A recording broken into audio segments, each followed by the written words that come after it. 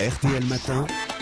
Le débrief de l'actualité de Tanguy Pastureau. Tanguy, ce week-end politique est relativement calme. Oui, car nous sommes en plein pont, alors tout le monde pionce. C'est comme si Jean-Marc Ayrault, sorti du formol, avait fait un putsch et obligé la France à fonctionner à son rythme. C'est la routine. Hollande est à moins 40 dans les sondages. Ségolène Royal fouette les employés qu'elle soupçonne d'avoir des seins. Bernard Cazeneuve, un anonyme, tente d'entrer dans son ministère. Il crie: regarde, je vous assure, je suis le ministre. En fait, seul Manuel Valls bosse. Lui est à fond. Il prendra juste un peu de congé cet été afin de participer au Tour de France. Valls, c'est un lapin Duracell à poil noir. Quand il mollit, on y change la pile et il joue du tambourin. Ainsi, alors que les autres végètent, il a fait paraître hier la liste de ses conseillers, ses sbires, qui sont 42. Le temps de saluer tout le monde le matin, il est midi, productivité zéro.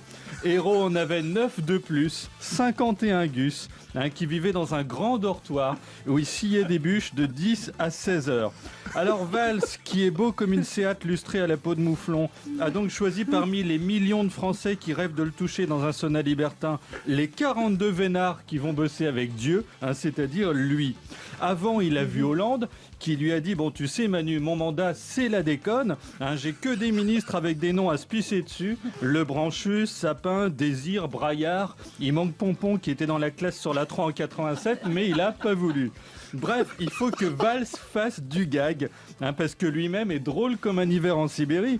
Il est premier degré. Vous lui dites la blague de Toto qui a volé un vélo, il demande à la DCRI qui est Toto. Manuel Valls a-t-il donc tenu cet engagement autour de l'humour? Oui, absolument Bernard. Quand on regarde la liste, c'est un festival. C'est la première fois qu'on se poile en lisant le journal officiel. Ainsi, son conseiller numéro 1 est Yves Colmou, qui en a bavé quand il était jeune. Allez dire à une fille: moi c'est Colmou, ça lui donne pas envie de retirer son soutif. Vous avez vécu la même chose, Bernard, vous vous appeliez Poirette 30 ans avant qu'on dise aux étudiantes de manger 5 fruits par jour. Oui, j'ai beaucoup souffert. Valls a pris comme conseiller social un certain Yves Gâteau. C'est Hollande qui a insisté, il a aussi essayé de placer Jérôme Gaufrette et Luce Pudding. Chef de cabinet, Sébastien Gros, il a trop regardé Gâteau. Conseiller technique aux affaires étrangères, Monsieur Pont. Logique, on l'a nommé pendant le pont. Le 31 décembre, il aurait fallu embaucher un Sylvestre. Conseillère à l'agriculture, Marie Guittard, la seule à qui on pardonne quand elle se gratte. Conseiller technique à la fonction publique, Nicolas de Saussure. Il ne faut pas qu'il tombe sur Aquilino Morel parce que l'autre va le cirer avec du kiwi. Alors à noter que Valls a aussi pris des jumelles, Anne et Cécile Courrèges.